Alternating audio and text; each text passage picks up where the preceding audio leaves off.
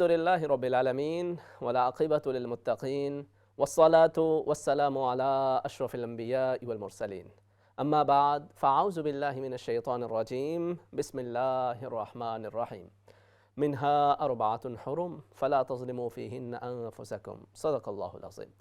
ناظرین کرام السلام علیکم ورحمۃ اللہ وبرکاتہ. پروگرام جستجو میں دل کی اتھاہ گہرائیوں سے میں آپ میں سے ہر ایک کو خوش آمدید کہتا ہوں. امید کرتا ہوں آپ تمام احباب بخیر و عافیت ہوں گے اور یہ دعا کرتا ہوں کہ اللہ کریم آج کی رات اور آنے والے دن کے ہر طرح کے شر سے آپ میں سے ہر ایک کی حفاظت فرمائے اور اللہ رب العزت آج کی رات اور آنے والے دن کی ہر طرح کی خیر و برکت سے ہم سب کو حصہ نصیب فرمائے. جو زندگی گزر چکی اس میں ہونے والی خطاؤں کو اللہ رب العزت معاف فرمائے اور آئندہ آنے والی زندگی کو اللہ رب العزت ہر طرح کی بیماریوں، پریشانیوں، بے سکونیوں سے بچاتے ہوئے خیر و عافیت، صحت، تندرستی، سلامتی اور انسانیت کے لیے منفعت والا بنائے. ماہ رجب کا آغاز ہو چکا. اللہ کریم سے یہ بھی دعا ہے کہ اللہم بارک لنا فی رجب و شعبان وبلغنا رمضان. الہ العالمین ہمیں رجب و شعبان کے اندر برکتیں عطا فرما اور خیر و عافیت، صحت، تندرستی، سلامتی کے ساتھ زندگی میں ایک مرتبہ پھر رمضان المبارک کی بہاریں نصیب فرما.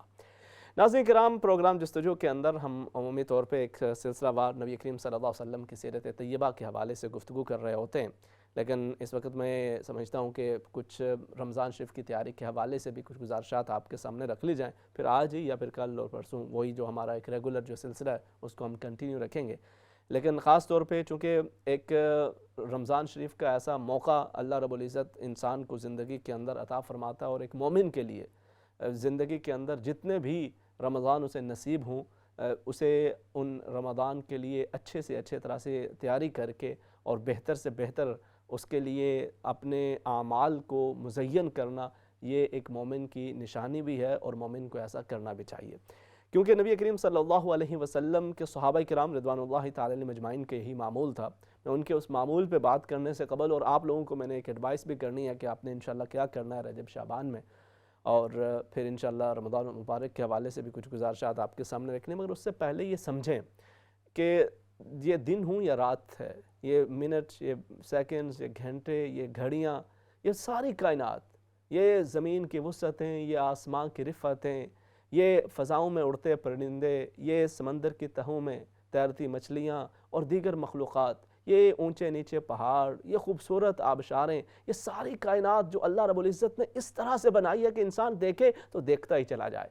بے اختیار جب آپ دیکھتے ہیں نا کائنات کے اندر ایسی ایسی خوبصورت چیزیں رب تعالیٰ نے تخلیق فرما رکھی ہیں کہ جب انہیں دیکھتے ہیں تو بے اختیار دل سے صدا نکلتی ہے کہ فتبارک اللہ احسن الخالقین سبحانک ربنا ما خلقت هذا باطلا. اے پاک پروردگار بڑی اونچی شان ہے تیری، تو نے کوئی بھی چیز بلا مقصد پیدا نہیں کی.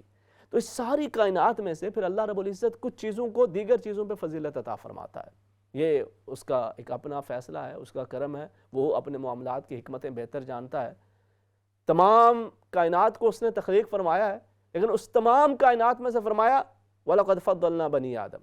ہم نے بنی آدم کو باقی تمام کائنات پہ فضیلت عطا فرما دی. اب حضرت انسان کو اللہ رب العزت نے دیگر تمام کائنات پہ فضیلت عطا فرمائی اور خاص طور پہ دو چیزوں کا ذکر کیا. ارشاد فرمایا خلقتہ بیدی، میں نے اسے اپنے دست قدرت سے پیدا فرمایا ہے. اور پھر اس کے ساتھ ساتھ یہ ارشاد فرمایا لقد خلقنا الانسان فی احسن تقویم، میں نے انسان کو ساری کائنات کے اندر سب سے زیادہ خوبصورت بنایا. اور پھر اس کے ساتھ ساتھ اللہ رب العزت نے یہ بھی ارشاد فرمایا وَسَخَّرَ لَكُم مَا فِي السَّمَاوَاتِ وَمَا فِي الْأَرْضِ وَسَخَّرَ لَكُم مَا فِي الْبَرِّ وَالْبَحْرِ. یہ جو کچھ زمین و آسمان میں ہے، جو خشکی میں ہے، جو تری میں ہے، جو پہاڑوں میں ہے، جو سمندروں میں ہے، یہ مختلف طرح کی جو مخلوقات ہزاروں لاکھوں کروڑوں کی تعداد کے اندر، اے بندہ، اے انسان، یہ میں نے تیرے لیے ہی تو بنائے ہیں، یہ تیرے لیے، تیری خدمت کے لیے، تیرے لیے اسے میں نے مسخر کر دیا ہے. انفارچونیٹلی آج امت مسلمہ کائنات کو تسخیر کرنے کے معاملے کے اندر پیچھے رہ گئی ہے. ایک وقت تھا کہ جب مسلمان سائنسدان اس معاملے کے اندر بڑے آگے نظر آیا کرتے تھے. تو ہم نے وہ تفریقیں بنا کے رکھ لی ہیں. ایک شعبہ دے دیا مولانا حضرات کو کہ آپ بس یہ جانیں آپ کا یہ کام ہے، آپ نے اپنی نمازیں پڑھانی ہیں، واعظ و نصیحت کرنا. اس سے باہر نکل کر یہ جو ہماری ایک ڈومین ہے اس کے اندر زیادہ آپ نے نہیں عمل مداخلت کرنی، بس یہاں تک آپ کا، اس سے آگے پھر ہمارا کام شروع ہو جاتا ہے. پھر وہ دوسرا وہ اپنا ایک فیلڈ وہ سنبھال لی ہے کہ یہ جی اس کے اندر ہم نے فلاں کاروبار ہے، اور وہ کاروباری بندہ وہ اپنے کاروبار ہی کو سارا کچھ اسی پہ فوکس ہے. وہ بسا اوقات پھر اسی طرح سے کوئی اگر کوئی بزنس کرتا ہے، کوئی کاروبار کرتا ہے، کوئی جاب کرتا ہے، کوئی ہائی فائی کوئی ایجوکیشن کی طرف نکل جاتا ہے، کوئی بہت زیادہ تعلیم حاصل کر لیتا ہے، تو وہ فقط اسی فیلڈ کے اوپر اس کی توجہ ہو جاتی ہے. وہ یہ سمجھتا ہے کہ یہ جو دین کا کام ہے اس میں میری اتنی ذمہ داری نہیں بنتی. جبکہ ایک مومن ایسا ہونا چاہیے، اور ماشاءاللہ بہت سارے ایسے نوجوان ہیں کہ جو اب آہستہ آہستہ اس جانب توجہ کرتے ہیں اور دونوں چیزوں کو ساتھ لے کے آگے بڑھنے کی کوشش کرتے ہیں. میں نے کتنے ایسے لوگوں کو دیکھا ہے کہ جو ماشاءاللہ میڈیکل سائنس کے اندر بڑے نام ان کا ہے، مگر اس کے ساتھ انہیں شوق پیدا ہوتا ہے کہ وہ ساتھ دین کی تعلیم کو حاصل کرنا شروع کر دیتے ہیں. اسی طرح سے کوئی لاء کر رہا ہے، اس کو ساتھ ایک شوق پیدا ہوتا ہے، ساتھ وہ دین کو سیکھتا ہے، سمجھتا ہے، اس پہ عمل پیرا ہونا شروع کر دیتا ہے. اسی طرح سے کوئی شخص، اس کا اپنا کاروبار ہے، بزنس ہے، اور اسے اور کسی چیز کی ضرورت نہیں ہے، لیکن وہ دل کے اندر ایک تڑپ ہے کہ یہ جو قرآن میں عرصہ دراز سے پڑھ رہا ہوں اس کو ذرا سمجھوں، ذرا اس کی عربک لینگویج کو سمجھنے کی کوشش کروں. تو کوئی مشکل تو نہیں ہے، یہ کوئی فقط ایک شعبہ، کوئی ایک خاص طبقے کے لیے تو نہیں ہے، یہ ہر شخص کے لیے. اور جو نوجوان ماشاءاللہ اس دونوں طرف جاتے ہیں، اللہ رب العزت ان کو بڑی عزتیں بھی عطا فرماتا ہے. اور بہت سارے ایسے لوگ ہیں، شیخ احمد دیدات، وہ کوئی عالم تو نہیں تھے، یعنی کسی مدرسے کے اندر استاد سے پڑھے ہوئے تو نہیں تھے وہ، لیکن انہوں نے اس وقت دیکھا، ضرورت محسوس کی کہ اس وقت امت مسلمہ کے حوالے سے، دین کے حوالے سے، اسلام کے حوالے سے جو سوالات آ رہے ہیں ان کا اس طرح سے جواب نہیں دیا جا رہا جس طرح سے جواب دیے جانے کی ضرورت ہے. تو انہوں نے اپنے اس کام کاج کے ساتھ دینی علم کو حاصل کرنا شروع کیا، اور دیکھیں ان کا کام کہاں سے کہاں تک جا پہنچا. تو یہ جو ہم نے آپس کی یہ جو الگ سے تفریق بنا دی ہے نا، ایک مسٹر اور مولوی کی، اس کو بھی ختم کرنے کی ضرورت ہے. دونوں طرف کو یہ چاہیے کہ وہ اپنی تعلیم کے ساتھ ساتھ اپنے معاملات کو آگے بڑھانے کے ساتھ ساتھ جو دوسری طرف کا جو ایک شعور ہے اس کو بھی زیادہ سے زیادہ ساتھ ساتھ ڈیولپ کرتے رہیں. تو اس سے بہت ساری غلط فہمیاں بھی دور ہوتی ہیں، اور ساتھ امت مسلمہ کے لیے بھی اسی کے اندر فائدہ ہے کہ تسخیر کائنات کا جو درس اللہ رب العزت نے قرآن حکیم کے اندر دیا، اور جس کے اندر آج غیر مسلم بہت آگے ہمیں دکھائی دیتے ہیں، اور ان کے مختلف ایجادات کے حوالے سے ہو، مختلف ان کے تعلیمی حوالوں سے ان کی کامیابیاں ہوں، مختلف معاملات کے اندر پیش قدمی ہو، اس کے اندر وہ آگے پیش نظر آتے ہیں اور بھرپور طریقے سے. اور ہم پھر افسوس کرتے رہتے ہیں کہ پتہ نہیں ہمارے خلاف کوئی سازش ہو رہی ہے، یہ کیا ہو رہا ہے، یہ ہو رہا ہے، یہ وہ ہو رہا ہے. سازش کی ضرورت ہی نہیں ہے. ہم اپنے معاملات کو درست کریں، اپنی چیزوں کو بہتر سے بہتر کرنے کی کوشش کریں، اور وہ جو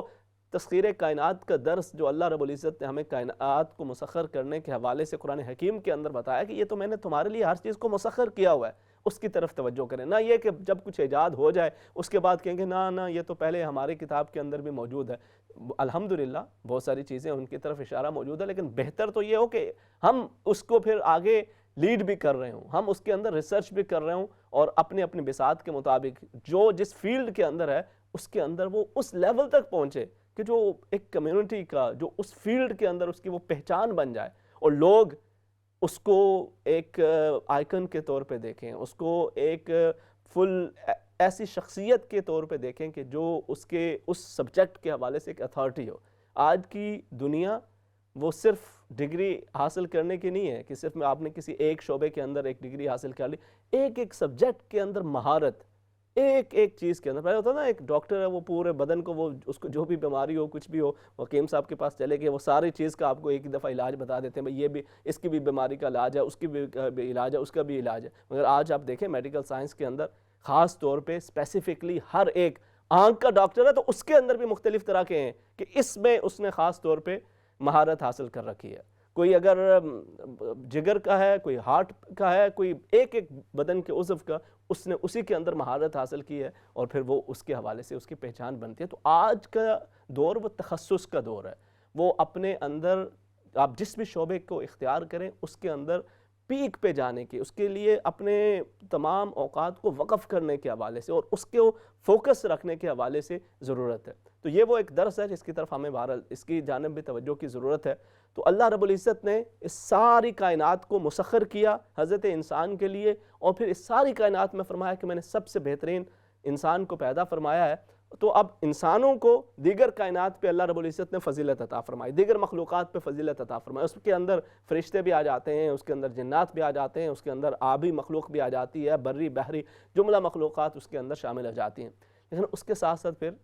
اگلی چیز یہ ارشاد فرمائی کہ اے انسان، نہ صرف یہ کہ تجھے میں نے ساری کائنات سے افضل بنایا ہے، بلکہ اس کے ساتھ ساتھ تجھے میں نے شعور کی بھی دولت سے مالا مال فرمایا ہے، فرشتوں کو جو حکم ہوا یفعلون ما یؤمرون، وہ وہی کریں گے جس کا انہیں حکم دیا گیا۔ تو انسان کو شعور بھی دیا، اچھائی برائی کی تمیز بھی سکھائی، اب وہ اس میں سے صحیح راستے کو اختیار کرتا ہے تو اس کے اندر اس کی بھلائی بھی ہے، اس کا فائدہ بھی ہے۔ اور پھر انسانوں کے اندر بھی اللہ رب العزت نے سب سے افضل ترین انبیاء کرام علیہ السلام کی جماعت کو بنایا، اور ان میں سے پھر سیدنا و مولانا محمد الرسول اللہ صلی اللہ علیہ وسلم افضل الانبیاء افضل الرسل، آپ تمام انبیاء اور رسل میں بھی سب سے افضل و اعلیٰ ہیں۔ تو جس طرح مخلوقات میں سے انسان افضل، انسانوں میں انبیاء افضل، اور انبیاء میں سے پھر نبی کریم صلی اللہ علیہ وسلم افضل الانبیاء والرسل، اسی طرح سے دیگر چیزوں کو بھی اگر آپ دیکھیں تو اس کے اندر بھی اللہ رب العزت نے یہی معاملات رکھے ہیں۔ اب دن رات سبھی اسی کے بنائے، یہی چاند سورج کی سارا کھیل ہے،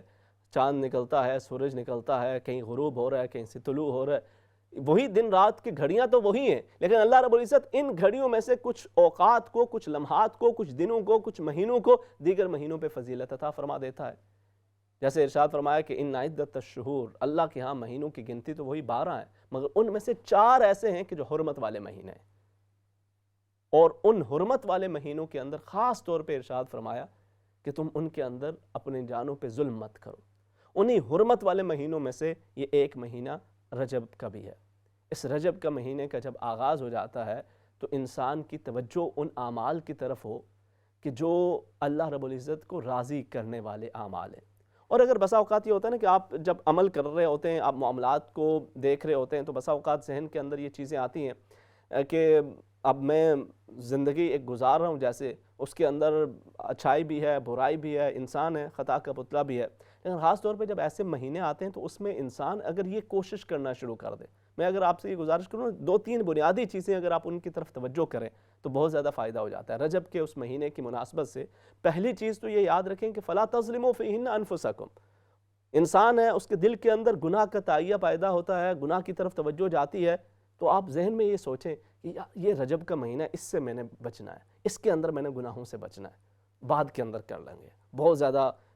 دل کے اندر خیال پیدا ہو رہا ہے، گناہ کی طرف دل آمادہ ہو رہا ہے، تو اب دل کو بتاتے رہیں کہ ابھی یہ رجب کا مہینہ ہے، اس میں خاص طور پہ اللہ پاک نے فرمایا ہے کہ اپنے جانوں پہ ظلم نہیں کرنا، تو اس مہینے کو میں نے گناہوں سے جہاں تک ہو سکے پاک لے کے چلنا ہے، ان سے بچتے رہنا ہے۔ تو آپ اس گناہ کو ڈیلے کرتے چلے جائیں۔ آگے شعبان ہے، اس کی اپنی فضیلت ہے، اس کی اپنی اہمیت ہے، پھر رمضان ہے، یہ 3 مہینے آپ یہ نیت کر لیں کہ اس کے اندر میں نے یہ جو فلاں گناہ کی عادت پڑی ہوئی ہے، یہ 3 مہینے اس سے میں نے بچنا ہے۔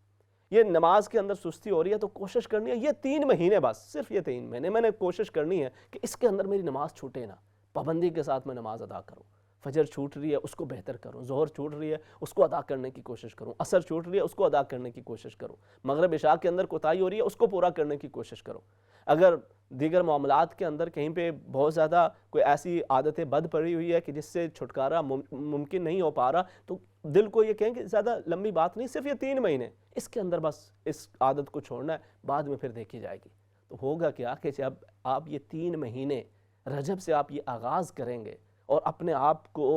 آپ نے مجبور کر دینا ہے، بتا دینا کہ انف از انف، بس یہ 3 مہینے اس میں تو ہو ہی نہیں سکتا، یہ میں نے کام نہیں کرنا، بہت کر لیا، اب ان 3 مہینوں کے اندر میں نے اس فلانے گناہ سے اس سے بچنا ہے۔ جب آپ یہ ارادہ کر لیں گے نا، تو جب آپ انشاءاللہ یہ 3 مہینے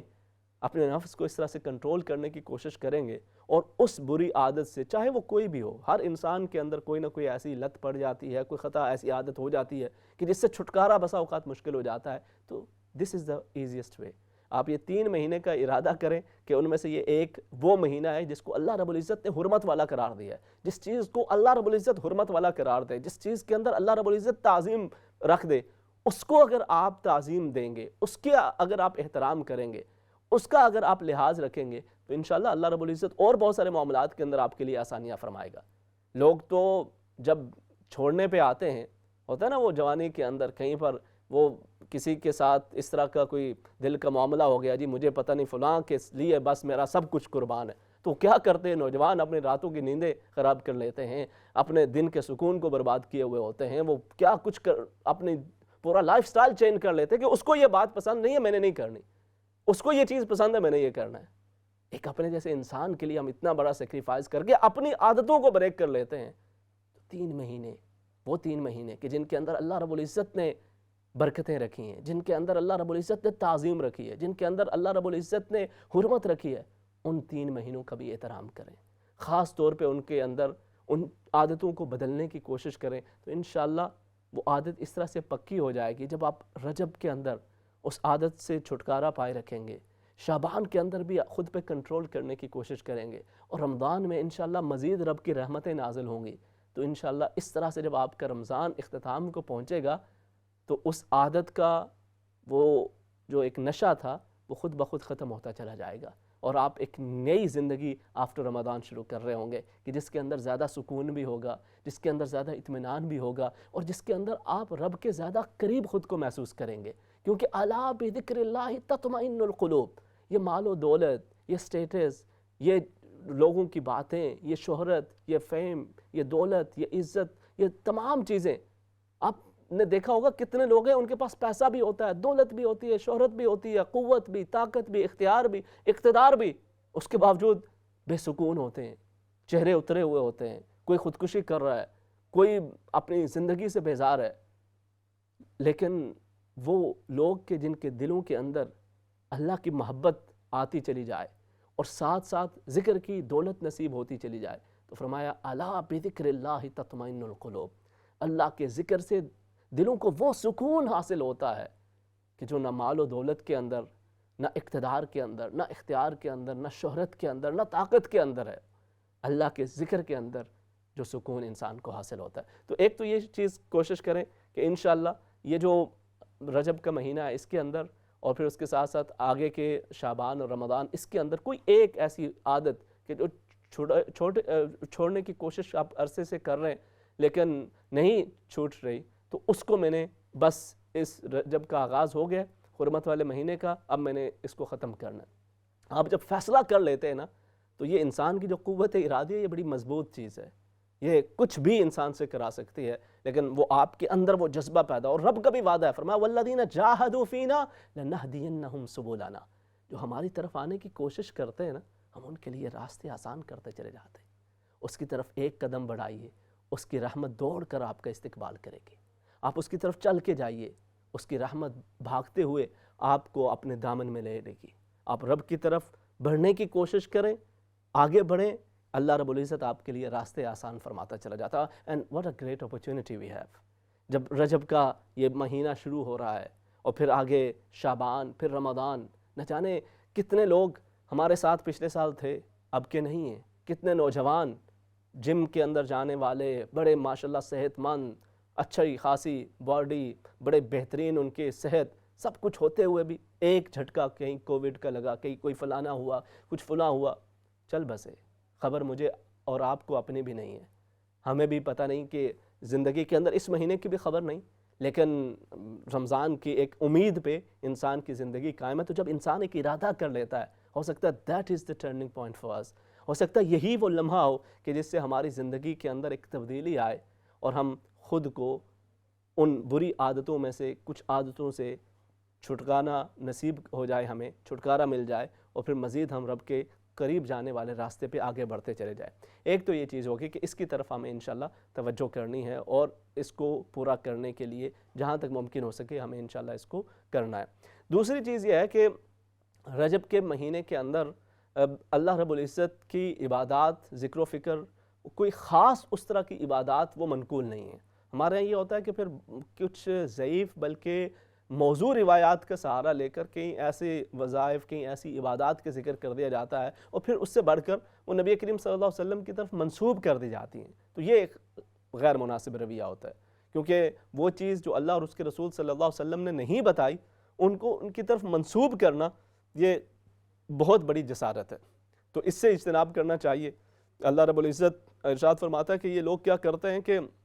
یقولون بافواہہم، اپنی زبانوں سے باتیں کرتے ہیں اور پھر کہتے ہیں کہ وہ من عند اللہ، کہ یہ خدا کی طرف سے ہے۔ تو اس چیز کی یہ بہت بڑی جسارت ہوتی ہے کہ انسان اپنے کہے کو خدا کا کہا کہہ دے، اپنے کہے کو رسول کریم صلی اللہ علیہ وسلم کا فرمان قرار دے دے، یہ بہت بڑی جسارت ہوتی ہے، اس سے انسان کو بچنا چاہیے۔ ہاں مگر یہ چیز ہے کہ جو چیزیں اللہ اور اس کے رسول صلی اللہ علیہ وسلم نے ذکر فرما رکھی ہیں، جن عبادات کا تذکرہ اللہ اور اس کے رسول صلی اللہ علیہ وسلم نے فرما رکھا ہے اس کو ہم مزید بہتر کرنے کی کوشش کریں، اس کے حوالے سے ایک موٹیویشن وہ ایک دوسرے کو دینے کی کوشش کریں، تو اس میں کوئی قباحت کو ممانعت نہیں ہے۔ اب جیسے رمضان شریف کا مہینہ وہ قرآن حکیم کا مہینہ کہا جاتا ہے، شہر رمضان الذی انزل فیہ القرآن، رمضان کا مہینہ وہ مہینہ کہ جس کے اندر اللہ رب العزت نے قرآن حکیم کو نازل فرمایا۔ اب ایک تو اس مہینے کے اندر آپ قرآن حکیم کی تلاوت کرتے ہیں نا، بہت اچھی بات ہے، بڑا ذوق ہوتا ہے، بڑا شوق ہوتا ہے، بہت ہی بہتر بات ہے، لیکن بسا اوقات یہ ہوتا ہے کہ ہم اپنے کام کاج کی دوڑ کے اندر، اور آج کل سب سے بڑھ کر یہ جو سوشل میڈیا کو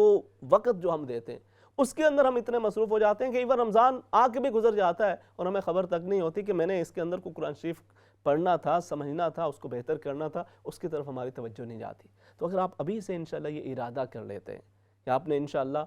کوشش کرنی ہے اور اس ماہ رجب کے اندر سے ابھی سے آغاز کرنا ہے کہ ہم انشاءاللہ ایک قرآن حکیم کی تلاوت کریں، اپنے اپنے گھروں کے اندر آپ اس کی تلاوت کریں، اپنے لیے، اپنے مرحومین کے لیے، ساتھ اس قرآن حکیم کو انڈرسٹینڈ کرنے کی کوشش کریں، اس کو سمجھنے کی بھی کوشش کریں، اس کے حوالے سے مختلف آسان فہم، اس کا ترجمہ تفسیر، اس کو ساتھ ساتھ دیکھنے کی کوشش کریں، اور اس طرح سے ہم سارے جتنے بھی ماشاءاللہ آپ لوگ ساتھ ساتھ دیکھ رہے ہیں، آپ فیملیز کے مختلف افراد ہیں، نوجوان ہیں، بزرگ ہیں، بچے ہیں،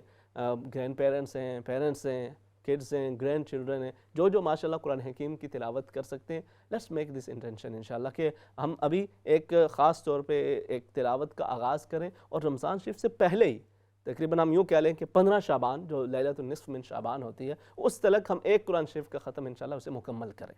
تو جب آپ یہ ارادہ کریں گے، آپ مجھے ساتھ اپنے نام بھی بتا سکتے ہیں، اس کو بھی ہم انشاءاللہ ساتھ شامل کر کے، تو اس سے یہ ہے کہ ایک مزید موٹیویشن مل جاتی ہے کہ ہم مل کر ایک قرآن شریف کی تلاوت کر رہے ہیں، اور اپنے اپنے گھر کے اندر آپ ایک تو قرآن حکیم کا جو سب سے بڑا فائدہ وہ یہ ہے کہ یہ رب تعالیٰ کا وہ کلام پاک ہے کہ جناب سیدنا علی المرضیٰ رضی اللہ تعالیٰ عنہ فرمایا کرتے کہ جب میرا یہ ارادہ ہوتا ہے، جب میرا یہ جی چاہتا ہے کہ رب تعالیٰ مجھ سے کلام فرمائے، تو میں قرآن حکیم کھول کے بیٹھ جاتا ہوں، تو یوں محسوس ہوتا ہے کہ اللہ رب العزت مجھ سے کلام فرما رہا ہے۔ یا ایھا الذین آمنوا اتقوا اللہ وکونوا مع الصادقین، اے ایمان والو اللہ کا تقوی اختیار کرو، نیک لوگوں کے ساتھ ہو جاؤ۔ یا ایھا الذین آمنوا اتقوا اللہ حق تقاتہ ولا تموتن الا وانتم مسلمون، ایمان والو تقوی اختیار کرو اور اس حال کے اندر اس دنیا سے جاؤ کہ تم اسلام پہ قائم ہو۔ یا ایھا الذین آمنوا اتقوا اللہ ولتنظر نفس ما قدمت لغد واتقوا اللہ ان اللہ خبیر بما تعملون۔ یا ایھا الذین آمنوا انما الخمر والمیسر والانصاب والازلام رجس من عمل الشیطان فاجتنبوہ لعلکم تفلحون۔ انما یرید الشیطان ان یوقع بینکم العداوۃ والبغضاء۔ تو یہ مختلف جو آیات مبارکہ ہیں کہ جن کے اندر کہیں پر اللہ رب العزت حکم دے رہا ہے اے میرے بندے یہ کر لے، کہیں پر حکم دے رہا ہے میرے بندے اس سے بچ جا۔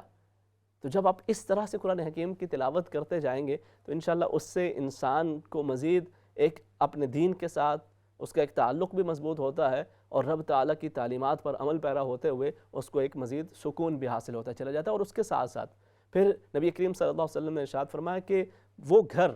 کہ جس گھر کے اندر قرآن حکیم کی تلاوت نہ کی جاتی ہو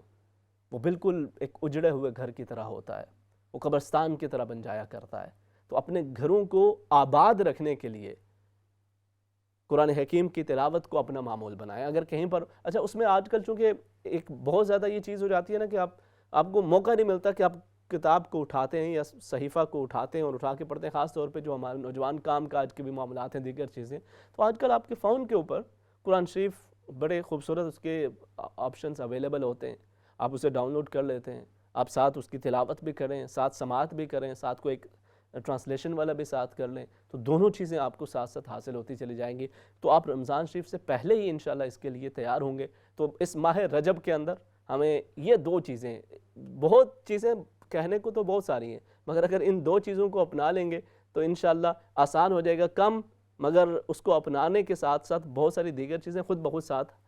ایڈ ہوتی چلی جائیں گی۔ ایک تو یہ کہ انشاءاللہ ہم یہ ارادہ کر لیں کہ اس ماہ رجب کے اندر جو حرمت والا مہینہ ہے جس میں اللہ رب العزت نے خاص طور پہ فرمایا کہ اپنی جانوں پہ ظلم نہ کرو، تو کوئی بھی ایسی عادت جو عرصہ دراز سے ہماری عادات کا حصہ بن چکی ہے، بری عادت ہے، بری لت ہے، اس کو چھوڑنے کی کوشش کرنی ہے۔ اس کے اندر اگر بہت زیادہ دل کے اندر خیال آ رہا ہے تو دل کو بتائیں صرف 3 مہینے بس انتظار کر لو کہ رجب، شعبان، رمضان، اس کے بعد دیکھی جائے گی. اب جب 3 مہینے اس سے بچتے چلے جائیں گے تو انشاءاللہ رمضان کے بعد مزید طبیعت کے اندر اتنی صفائی پیدا ہو چکی ہوگی کہ اس کا داعیہ اتنا مضبوط نہیں رہے گا. وہ بہت زیادہ جو ایک اس طرف توجہ جاتی ہے وہ اس طرح سے نہیں ہوگی اور آپ کو مکمل طور پہ اسے ترک کرنا آسان ہو جائے گا. دوسری چیز یہ ہے کہ رمضان شریف کے اندر تو قرآن حکیم کی تلاوت کی طرف توجہ ہوتی ہے، مگر ابھی سے انشاءاللہ ارادہ کریں اور اس کو معمول بنائیں تو رمضان شریف کا مزید زیادہ سے زیادہ انشاءاللہ فائدہ ہو سکے گا.